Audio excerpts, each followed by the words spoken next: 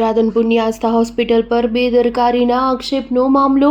આસ્થા હોસ્પિટલના ડોક્ટર દેવજી પટેલ પર બેદરકારીના આરોપ લગાવ્યા હતા। ડોક્ટરની બેદરકારીને લઈ ડોક્ટર પર ફરિયાદની પરિવારની માંગ। રાધનપુરના કલ્યાણપુરા ગામની પ્રસૂતા પાર્વતીબેન ઠાકોરે ખોયો બાળકનો જીવ।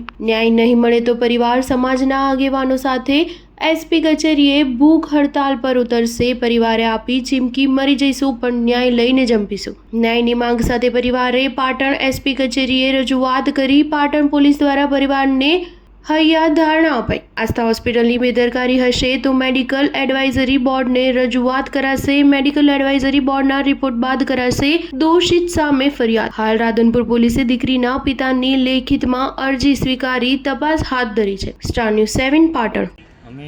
મારું નામ છે દેવાજી રામજીજી, ગામ ભાડિયાનો, રાધનપુર તાલુકાનો।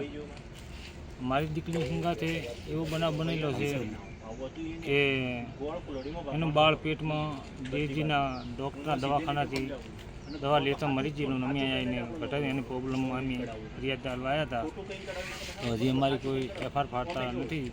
તો અત્યારે મને સાહેબે એવો જવાબ આપ્યો છે કે તમારી એફઆર થઈ જશે, તમે ચિંતા ના કરશો। મને એના હાથું થઈ અને અમે અહીં પાટણ આવ્યા હતા। ન્યાય નહીં મળે તો આગળ શું કહ્યું? ન્યાય નહીં મળે તો અમે બધા અમારો સમાજ થઈ અને અમે અપાસમાંથી બેસી જશે, ભૂખ હડતાલમાં બેસી જશે, મરી જશે પણ ન્યાય લઈશું। ન્યાય મળવો જોઈએ।